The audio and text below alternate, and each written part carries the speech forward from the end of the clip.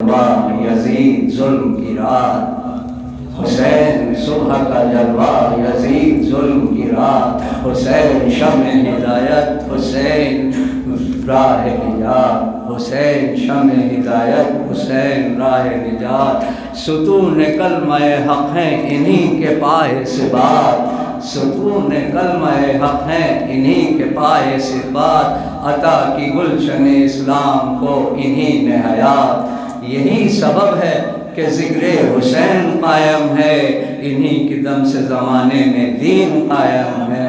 نعرہ درود۔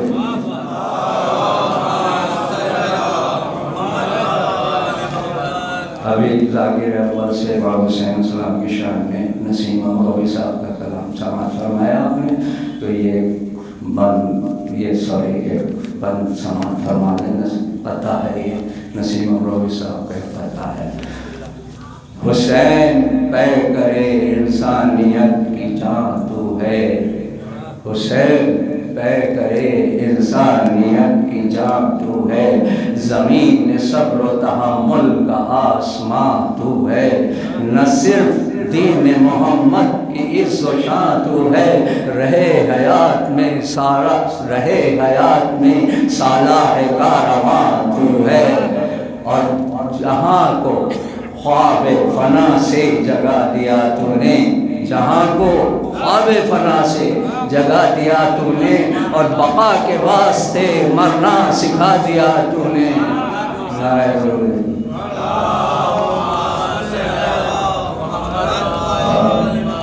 یہ بتاؤ اور سوال فرما لیجیے اسی تضمین میں، تضمین نہیں اسی موضوع پہ۔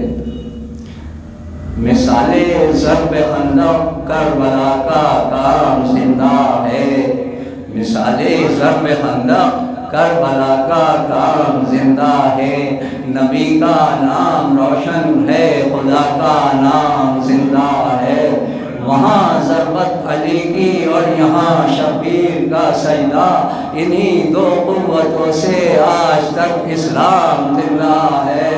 نعرہ درود۔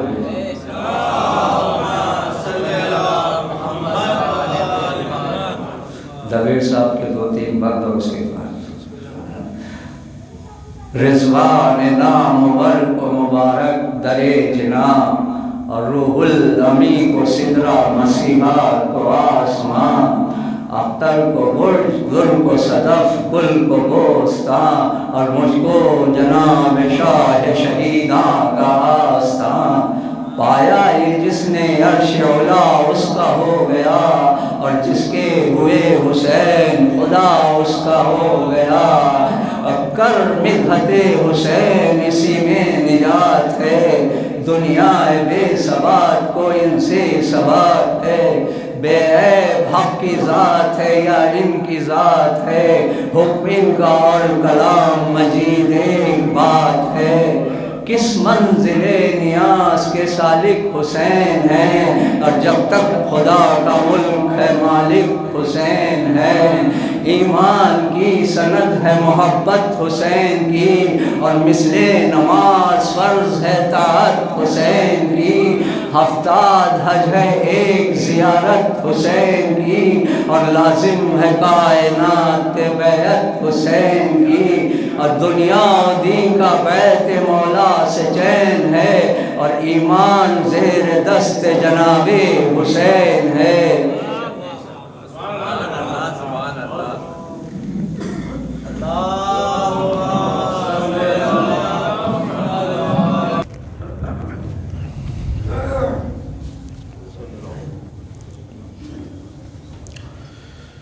اعوذ باللہ من الشیطان اللعین الرجیم، بسم اللہ الرحمن الرحیم، الحمد للہ رب العالمین، وبہ نستعین وہو المعین، والصلاة والسلام على سید الانبیاء والمرسلین، سیدنا و نبینا و شفیع ذنوبنا وطبيب قلوبنا وبالقاسم محمد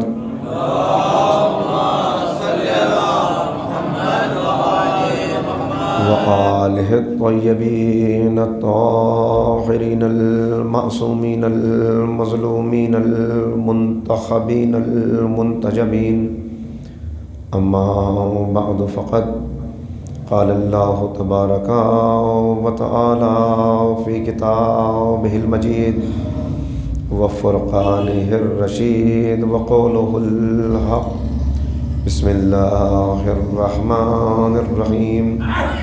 الذين يتبعون الرسول النبي الأمي الذي يجدونه مكتوبا عندهم في التوراة والإنجيل فالذين آمنوا به وعزروه ونصروه واتبعوا النور الذي أنزل معه أولئك هم المفلحون.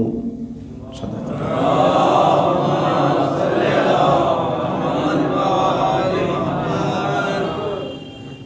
حاضرین مجلس، قرآن کریم کے سورۃ الاعراف کی ایک طویل آیہ کریمہ کا کچھ حصہ میں نے آپ کے سامنے تلاوت کیا. اس سے پہلے بھی متعدد مرتبہ ان نورانی الفاظ کی روشنی میں گفتگو کا شرف حاصل ہوا ہے، مگر یہ مہینہ چونکہ رسول اکرم حضرت محمد مصطفیٰ صلی اللہ علیہ وسلم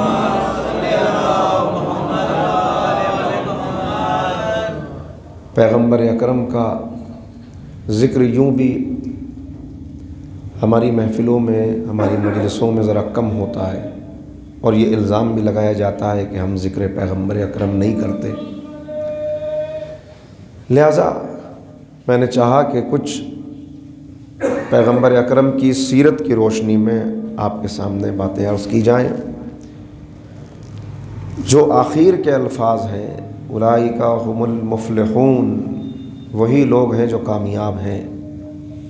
کون لوگ کامیاب ہیں؟ ان کی نشانیاں، ان کی علامتیں اس آیہ کریمہ میں بیان کی جا رہی ہیں. کامیابی دنیا میں ہر انسان چاہتا ہے. حقیقی کامیابی کیا ہے یہ اس سے پہلے بہت سی مرتبہ میں نے مجالس میں بیان کیا ہے، اور آپ حضرات برابر علماء سے سنتے رہتے ہیں کہ انسان کے لیے صرف ظاہری طور پر کامیابی حاصل کر لینا کافی نہیں ہے جب تک کہ اس کی دنیا و آخرت دونوں کامیاب نہ ہو جائیں، اور وہ جسمانی اور روحانی دونوں اعتبار سے کامیاب قرار نہ پائے. تو اب وہ کامیابی جسے حقیقی کامیابی کہا جاتا ہے وہ حاصل کیسے ہو، اس کے لیے بیان کیا جا رہا ہے الذین یتبعون الرسول النبی الامی. کامیاب کون ہیں؟ جو اتباع کرتے ہیں اس پیغمبر کا جو نبی امی ہے، جس کا ذکر توریت میں بھی موجود ہے، انجیل میں بھی موجود ہے، اور جس کے اتباع کے مراحل کیا ہیں، اس کا اتباع کیا کیسے جائے، وہ آگے بیان ہوا. فالذین آمنوا بہ وعزروہ ونصروہ واتبعوا النور الذی انزل معہ اولئک هم المفلحون. اس کے اتباع کے لیے جو مراحل طے کرنے ہیں، وہ مراحل سب سے پہلے اس نبی پر ایمان لانا، اس کی نصرت کرنا، اس کا احترام کرنا، اور اس نور کی بھی پیروی کرنا جو اس نبی کے ساتھ نازل ہوا. یہ آیت کا پیغام اسے تمہید کے طور پہ میں نے بہت سی مرتبہ بیان کیا ہے. دو جملے اور عرض کر دوں کہ اتباع کا مطلب کیا ہے. یہ بھی پہلے بات عرض کی ہے مگر پھر دہرانا ہے اسے کہ اتباع کا مطلب ایک ہے اطاعت، ایک ہے اتباع.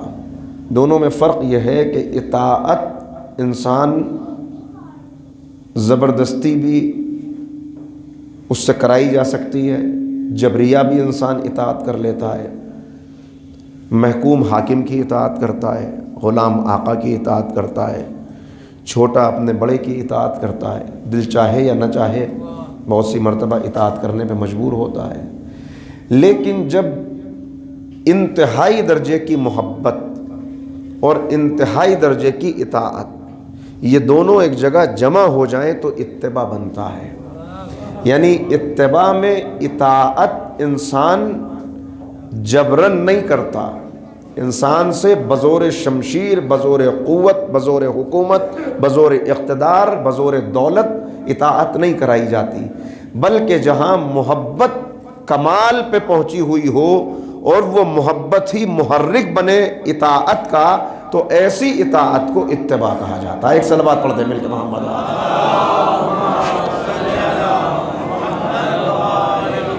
یوں بھی جو دل اللہ نے انسان کو عطا کیا ہے، یہ دل کسی نہ کسی کی محبت کو تلاش کرتا ہے، اس لیے کہ دل بنا ہی ہے محبت کے لیے۔ انسان لاکھ اس پر جبر کرے، لاکھ چاہے کہ دل محبت نہ کرے، لیکن دل محبت کرے گا۔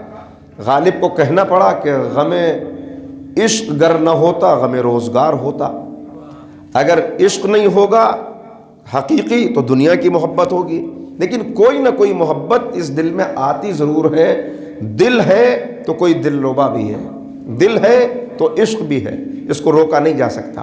اب محبت پیدا کیسے ہوتی ہے؟ دیکھیے بات یاد رہے کہ انتہائی درجے کی محبت اور انتہائی درجے کی اطاعت جب جمع ہوگی تو اتباع بنے گا۔ یہی اتباع کامیابی کی ضمانت ہے، اور اس اتباع کے کچھ مراحل ہیں کہ جن کو طے کرنے والا واقعاً کامیاب ہے، حقیقتاً کامیاب ہے، دنیا میں بھی کامیاب ہے، آخرت میں بھی کامیاب ہے۔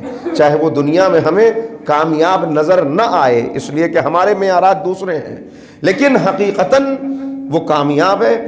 تو کامیابی کے مراحل، اس میں پہلی چیز یہی ہے کہ وہ اتباع کرے محبت کی بنیاد پر۔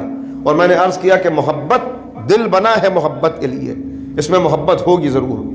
محبت نہ جبرن پیدا کرائی جا سکتی ہے نہ روکی جا سکتی ہے۔ آپ لاکھ چاہیں کہ کسی کی محبت پیدا کرا لیں، آپ دولت خرچ کر لیں، آپ طاقت لگا لیں، آپ پورا اقتدار جھونک دیں، لیکن محبت نہیں پیدا ہونی تو نہیں پیدا کرائی جا سکتی۔ اور محبت اگر پیدا ہو جائے تو آپ پوری دنیا کی طاقت لگا لیں، پہرے بٹھا دیں، مگر اس محبت کو پیدا ہونے سے پھر کوئی روک بھی نہیں سکتا۔ تو محبت پیدا کیسے پیدا ہوتی ہے؟ دیکھیے محبت پیدا ہوتی ہے ظاہری حسن کی بنیاد پر۔ یہ محبت کی سب سے کمزور اور کم ترین صورت ہے جسے ہم محبت سمجھ لیتے ہیں، ورنہ اکثر یہ دل لگی ہوتی ہے، محبت نہیں ہوتی۔ دل لگی اور ہے، عشق اور ہے، لہذا دل لگی ہوتی ہے، عشق نہیں ہوتا، یہ حقیقی محبت نہیں ہوتی۔ لیکن بہرحال جہاں پر حسن ہوگا انسان اس طرف متوجہ ضرور ہوتا ہے، کشش ضرور ہوتی ہے۔ دیکھیں محبت کس کی مانگی جا رہی ہے؟ محبت پیغمبر کی مانگی جا رہی ہے، اس لیے کہ اتباع کامیابی ہے، اور اتباع میں محبت اور اطاعت کو جمع کرنا ہے، اور محبت پیدا ہوتی ہے حسن کی وجہ سے۔ تو اب تلاش کرنا پڑے گا کہ اگر حسن کی وجہ سے محبت پیدا ہوتی ہے اور اللہ محبت مانگ رہا ہے، تو اس کا مطلب یہ ہوا کہ کوئی ایسی شخصیت ہے جس کی محبت مانگی جا رہی ہے کہ حسن میں بھی اس کا کوئی ثانی نہیں ہو سکتا۔ اگر ظاہری اعتبار سے بھی دنیا دیکھے، عام اعتبار سے بھی دیکھیں، عام نظر سے بھی دیکھیں، تو دیکھیے میں نے عرض کیا پیدا کرائی نہیں جا سکتی۔ وہ اسباب، وہ چیزیں، وہ صفات، وہ کمالات جہاں موجود ہو، محبت خود بخود پیدا ہوگی۔ اللہ بندے سے کوئی ایسا تقاضا کرتا نہیں جو خلاف عقل ہو، جو خلاف فطرت ہو۔ محبت مانگی جا رہی ہے تو اس کا مطلب کہ حسن پہلے رکھا گیا ہے، تب محبت مانگی جا رہی ہے کہ دنیا میں سب کے حسن دیکھ لو، سب کے حسن عارضی ہیں، مگر وہ حسن وہ ہے کہ جہاں چہرہ و شمس ہے، جہاں زلفیں واللیل ہیں۔ کہ جب ایسی و ایسا حسن ہوگا تو محبت خود بخود پیدا ہوگی۔ صلوات پڑھ دے محمد والے محمد۔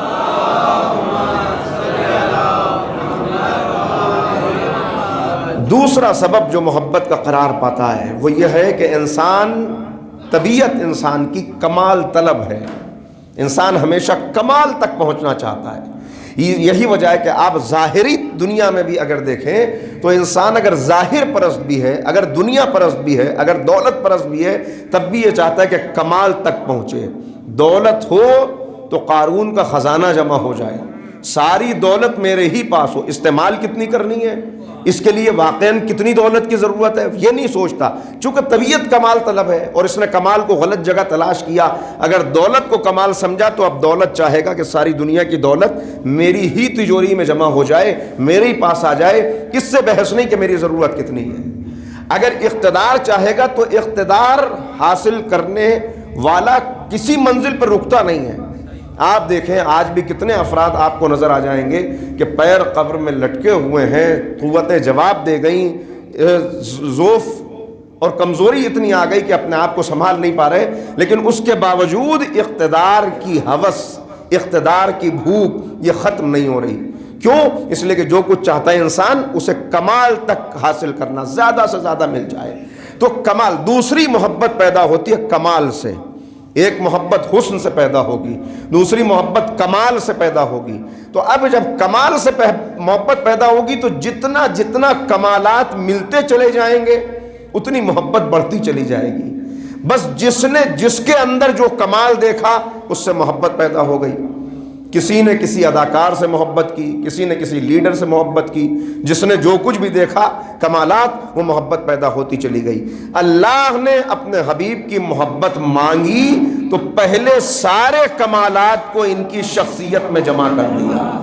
بلغ العلا بکمالہ، ان کا کمال وہ ہے کہ سارے کمالات جس شخصیت کے اندر جمع ہو جائیں، یعنی دنیا کے جس میدان میں دیکھ لو، جس اعتبار سے دیکھ لو، جس معیار پہ پرکھ کے دیکھ لو، اگر لیڈر کی حیثیت سے دیکھنا ہے تو ان سے بہتر لیڈر کوئی نہیں، اگر سیاستداں کی حیثیت سے دیکھنا ہے جو الہی سیاست ہے ان سے بہتر کوئی سیاستداں نہیں، اگر آقا کی حیثیت سے دیکھنا ہے تو غلاموں سے ان کا برتاؤ دیکھ لو، اگر حکمراں کی حیثیت سے دیکھ رہا ہے تو ان کی حکومت دیکھ لو، اگر اللہ کی بندگی میں دیکھنا ہے تو بندگی کمال پہ پہنچی ہوئی ہے۔ یعنی جتنی صفات جہاں جہاں ملیں گی وہ صفات جب بکھرتی ہیں تو دنیا میں الگ الگ جگہ نظر آتی ہیں، اور ساری صفات جب سمٹ جاتی ہیں تو پیغمبر اکرم کی شخصیت بنتی ہے۔ لہذا حسن کا حسن بھی ان کا بے مثل، کا کمال کا کمالات بھی سارے یہاں پہ موجود۔ اور جب میں چونکہ پیغمبر کی بات کر رہا ہوں لہذا اتنا عرض کر دوں، کسی نے پوچھا جورج جرداق سے یہ سوال کیا کہ تو نے مولائے کائنات کی شان میں کتابیں کیوں لکھی، حضرت علی کی شان میں تو نے کتابیں لکھی، کیا تو نے اپنا مذہب بدل دیا، تو مسیحی ہے، تجھے حضرت عیسیٰ کی شان میں کتابیں لکھنی چاہیے، مسلمان ہو گیا، اسلام لے آیا، مذہب بدل لیا؟ اس نے کہا نہ میں مسلمان ہوا، نہ میں نے مذہب بدلا، بلکہ میرا ایک مزاج ہے، میں عاشق ہوں فضیلت کا، لہذا جہاں مجھے فضیلت نظر آتی ہے میرا سر جھک جاتا ہے۔ کہا دنیا میں جتنی فضیلتوں کو دیکھا سب در علی پہ سجدہ ریز نظر آئیں، لہذا قلم خود بخود اٹھ گیا کہ ان کی شان میں کتاب۔ صلوات پڑھتے محمد و آلہ۔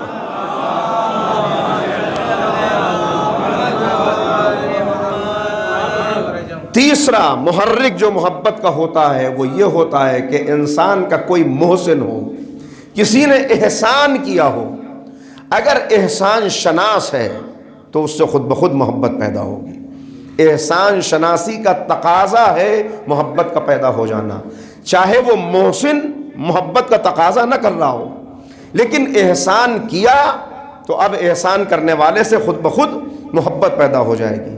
کم ظرف ہیں وہ لوگ جو اپنے محسن کو نہ پہچانے، احسان شناسی کا تقاضا ہے۔ لہذا جیسے جیسے کسی کے احسان کی معرفت ہوتی چلی جائے گی محبت بھی بڑھتی چلی جائے گی۔ تو تیسرا محرک یہ بنتا ہے کہ انسان اپنے محسن سے محبت کرتا ہے، جہاں اسے احسان نظر آئے گا وہاں محبت۔ اب کسی کا کوئی ذاتی طور پہ محسن ہے، کسی کا قوم کا کوئی محسن ہے، کسی ملک کا کوئی محسن ہے، کہیں امت کا کوئی محسن الگ الگ طرح کے، لیکن جس نے بھی احسان کیا انسان اس سے محبت ضرور کرتا ہے، ظاہر نہ کرے، دنیا کی مادیت غلبہ کر لے تو پھر چاہے کم ظرف بن جائے جیسا ہوتا ہے، لیکن اگر اکیلے میں تنہائی میں کہیں اپنے آپ سے سوال کرے گا کہ تم اس منزل تک کیسے پہنچے، چاہے دنیا کے سامنے کچھ بھی کہتا رہے مگر اکیلے میں دل گواہی دے گا، یہ اس محسن کے احسانات کا نتیجہ ہے کہ میں یہاں پہنچ گیا۔ لہٰذا انسان چاہتا ہے کہ اپنے محسن کے احسان کا حق ادا کرے، اور قرآن کریم کہتا بھی ہے ہل جزاء الاحسان الا الاحسان، احسان کا بدلہ سوائے احسان کے کچھ نہیں ہے۔ یہ بات بھی اس سے پہلے کسی مجلس میں عرض کی تھی، لیکن پھر دہرا دوں۔ اس کا مطلب کیا ہوا کہ احسان کا اگر دنیا میں کوئی بدلہ ہے تو کیا ہے؟ احسان۔ اور احسان کیا ہے؟ احسان وہ نیکی جس میں کوئی پہل کرے۔ نیکی کرنے والا جب ابتدا کرتا ہے، پہل کرتا ہے، کسی نے آپ کو ضرورت مند دیکھ کے ضرورت کو پورا کرنے کے لیے خود قدم بڑھایا تو اس نے احسان کیا۔ اب احسان جہاں نیکی میں پہل ہو، جتنی مقدار میں اس نے نیکی کی، اب اس کے جواب میں اس سے 100 گنا نیکی اس کے ساتھ کر دوں، کیا احسان کا بدلہ ہو گیا؟ کا بدلہ تو ہو ہی نہیں سکتا، اس لیے کہ بدلے کے لیے تو شرط یہ ہے کہ جو پہل کرے وہ احسان کرے۔ اس نے احسان کر دیا، نیکی میں پہل کی، اب زندگی بھر اس سے 1000 گنا مقدار میں بھی اس کے ساتھ نیکی کرتے رہو تو یہ اس کے احسان کا شکریہ تو ہوگا، بدلہ نہیں ہوگا، اس لیے کہ احسان کا بدلہ صرف احسان ہے۔ آپ توجہ کر رہے ہیں؟ تو احسان، انسان اگر احسان کو پہچانے محبت پیدا ہوتی ہے۔ اب دنیا میں کوئی کسی کا محسن ہو، لیکن کیا محسن انسانیت سے بڑا بھی کوئی محسن ہو سکتا ہے کہ جس نبی نے اپنی زندگی کا ایک ایک لمحہ انسانیت کی بقا کے لیے، انسانیت کی نجات کے لیے اور انسانیت کی فلاح کے لیے وقف کر دیا؟ اور کیسے وقف کیا؟ حیرت میں ہے دنیا۔ میں ذرا سا یہاں پہ رکوں گا، کچھ باتیں ہیں جن کو عرض کر چکا ہوں ابھی پچھلی تقریر میں، مگر دہرانا ہے کہ یہ تاکہ ذرا سا جو نئے سامعین ان تک بات پہنچ جائے۔ ایک مرتبہ صلوات پڑھیں مل کے محمد آل محمد۔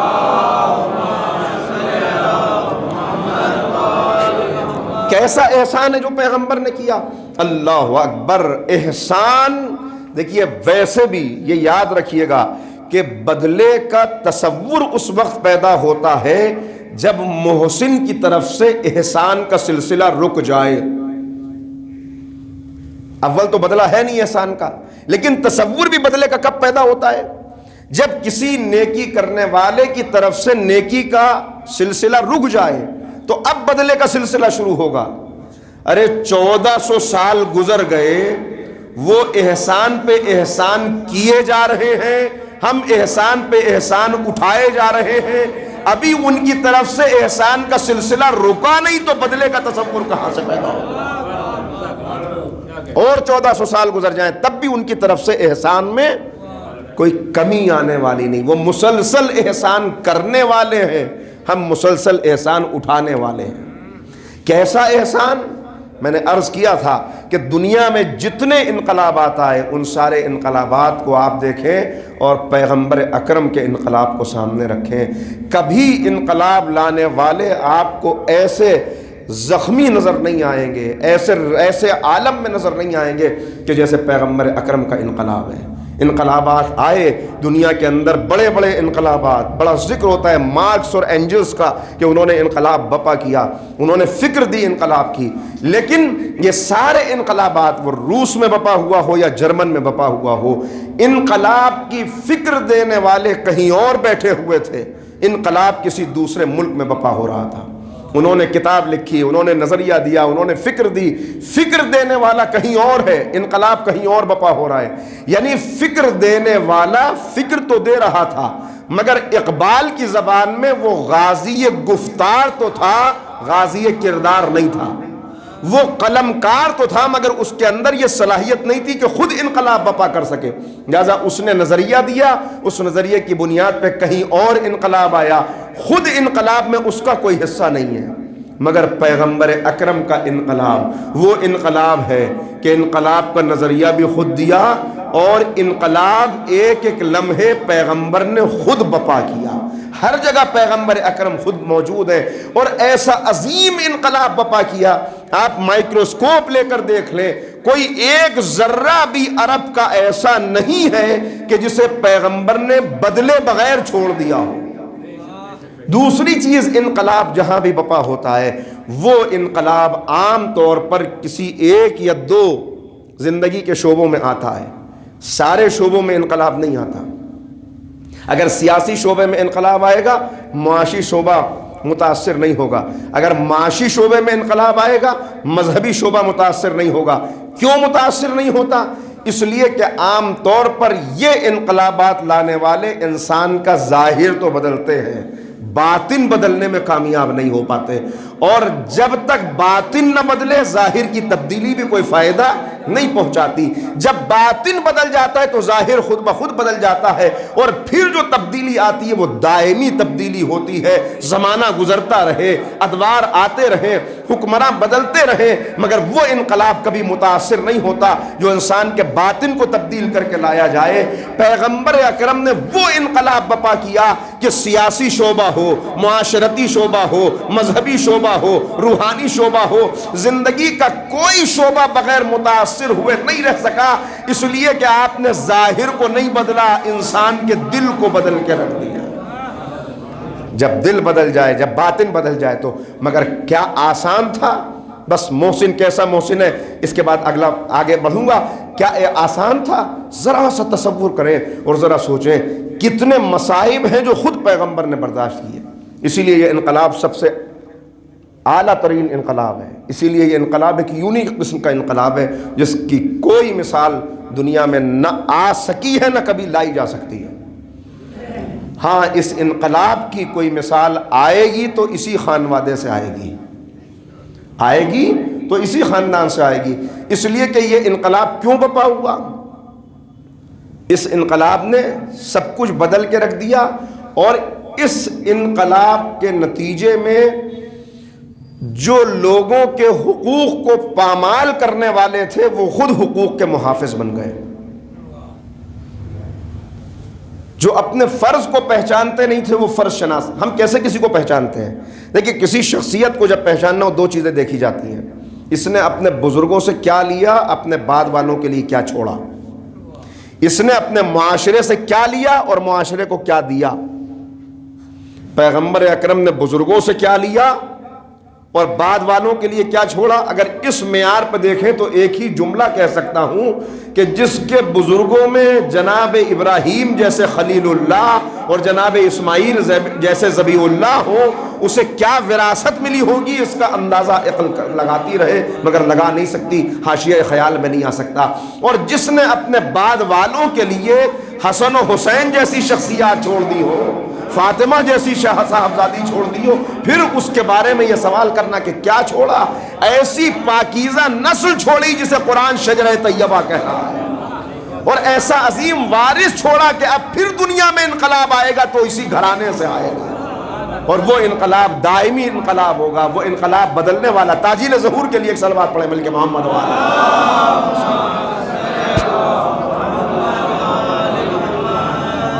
معاشرے سے کیا لیا اور معاشرے کو کیا دیا؟ اگر اس معیار پر دیکھیں تو آپ دیکھتے چلے جائیں اس معاشرے میں تھا کیا لینے کے لیے کہ جو معاشرہ اتنی پستی میں، اتنے انحطاط کا شکار ہو، جہاں اخلاقی پستی کا عالم یہ ہو کہ بیٹیوں کو درگور کیا جا رہا ہو، جہاں معاشی پستی کا عالم، عدل و انصاف کا ایسا خون ہو رہا ہو، جہاں کہ بس دو طرح کے افراد موجود ہیں، یا تو انسانوں کے خون چوسنے والے وہ بھیڑیے، وہ درندے کہ جو غریبوں کا استحصال کر کے زندگی کے مزے لوٹ رہے ہیں، یا پسنے والے وہ افراد جنہوں نے یہ تصور کر لیا کہ لوگ دو طرح کے ہوتے ہیں، پیدا ہی دو طرح، یا کوئی حاکم بن کے پیدا ہوتا ہے یا محکوم بن کے پیدا ہوتا ہے، یا آقا بن کے پیدا ہوتا ہے یا غلام بن کے پیدا ہوتا ہے۔ ہمیں غلام بنا کر ہی پیدا کیا گیا ہے اور اب ہمیں قیامت تک غلام ہی بنے رہنا ہے، اس لیے کہ ہم پیدا ہی ہوئے غلام بن کے، یا یہ تصور ہو گیا ہو۔ وہاں انقلاب برپا کیا، اور کیسا انقلاب برپا کیا ہے پیغمبر اکرم نے؟ بعثت سے پہلے کا ایک واقعہ عرض کروں اور بعثت کے بعد کا ایک واقعہ، ایک مرتبہ مل کے صلوات پڑھ لیں محمد والے۔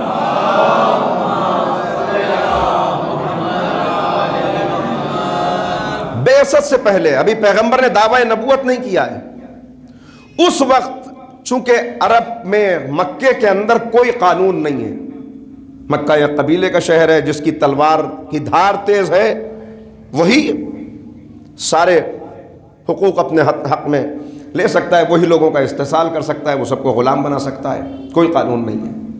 ایسے میں اپنی بعثت سے پہلے پیغمبر اکرم نے ایک کمیٹی بنائی جس کا نام حلف الفضول. بعض لوگوں کا، سیرت نگاروں کا بیان ہے کہ پہلے سے کسی نے یہ بنایا تھا، اس کو پھر پیغمبر نے احیا اس کا کیا. یہ حلف الفضول کیوں بنائی گئی؟ اس حلف الفضول، جسے فضول اس لیے کہا جاتا ہے، دو باتیں یہاں بیان کی گئیں. ایک تو یہ کہ کسی کے اوپر کسی کا فاضل حق باقی رہ گیا ہو تو اس سے وہ حق لے کر مظلوم کو دلایا جا سکے، اس لیے اسے حلف الفضول کہا گیا. دوسرا سبب کہ اس کے اندر جو معاہدہ کرنے والے، جو افراد، جو نوجوان اس میں شریک تھے، ان میں 3 فضل نام کے شخص تھے. فضل نام کے 3 اشخاص تھے، ان کی وجہ سے اسے حلف الفضول کہا گیا. حلف الفضول ایسے ماحول میں جہاں کوئی کسی کا حق پہچاننے کے لیے تیار نہ ہو یا کسی کو اپنا فرض پتہ نہ ہو، وہاں پیغمبر اکرم نے اپنی بعثت سے پہلے وہ 40 سالہ زندگی جو خاموش زندگی ہے، اس میں یہ باقاعدہ ایک جماعت تشکیل دی، نوجوانوں کا ایک گروپ بنایا جن کا کام کیا تھا کہ اگر کوئی ظالم کسی کے حق کو پامال کر رہا ہو تو یہ لوگ وہاں جائیں، ان کے اوپر ایک سوشل پریشر بنائیں کہ وہ اس مظلوم کا حق دے. چنانچہ مکے کے اندر زیارت کی غرض سے ایک تاجر آیا، اپنی بیٹی کو ساتھ لایا. جب وہ زیارت کر چکا واپس جانا چاہتا ہے تو ایک مکے کے بڑے سردار نے اس کی بیٹی کو اغوا کر لیا. اس نے بہت منتیں کی، بھئی میری بیٹی کو چھوڑ دو، میں زیارت کی غرض سے آیا ہوں، میری تم سے کوئی دشمنی نہیں ہے. لیکن وہ ظالم اس کی بیٹی کو رہا کرنے پر تیار نہیں ہے کہ اس کو تو میں اپنی کنیز بنا کر رکھوں گا. اس شخص کی جب کچھ سمجھ میں نہ آیا تو وہ مکے کی ایک بلندی پہ گیا اور اس نے وہاں سے پکار کے کہنا شروع کیا، اے اہل مکہ، میں تمہارے وطن میں مہمان ہوں، میں یہاں پہ ایک زائر کی حیثیت سے آیا ہوں اور اس طرح فلاں شخص نے میری بیٹی کو اغوا کر لیا ہے. کیا تمہارے یہاں مہمانوں کے ساتھ یہی سلوک ہوتا ہے؟ اس شخص کی آواز کا بلند ہونا تھا کہ یہی کمیٹی جو پیغمبر اکرم نے تشکیل دی ہے، یہ سب لوگ آئے، اس کے گھر کا محاصرہ کر لیا، اس ظالم کے گھر کا محاصرہ کر لیا اور اس سے کہا بس تمہارے لیے ایک راستہ ہے کہ اس کی بیٹی کو رہا کر دو. اور ایسا روب اس کے اوپر طاری ہوا کہ مجبور ہو کے اس نے بیٹی کو رہا کر دیا. یہ ہے بعثت سے پہلے کا انقلاب، کہ جہاں پیغمبر اکرم نے ابھی دعوی نبوت نہیں کیا، ابھی صرف نوجوانوں کو اپنے ساتھ شامل کر کے کہ دیکھو معاشرے کے اندر کیا ہو رہا ہے، اس کے لیے ہم کیا کر سکتے ہیں، اس کے لیے پیغمبر نے گویا بنیاد رکھی، گویا اپنے انقلاب کی تمہید ہے جو پیغمبر اکرم بعثت سے پہلے فراہم کر رہے ہیں. اور اس کے بعد اب بعثت پیغمبر ہے تو پیغمبر کے اوپر کیسے مصائب ہیں. میں نے عرض کیا تھا 2 منٹ میں پھر تصویر کشی کروں اس کی کہ کیسے مصائب ہیں. ذرا تصور کریں کہ ایک انسان جو صبح اپنے گھر سے نکلنا چاہتا ہو، جب وہ اپنے گھر کا دروازہ کھولے تو ایک قدم بھی آگے نہیں بڑھا سکتا، اس لیے کہ اس کے دروازے پر خاردار درختوں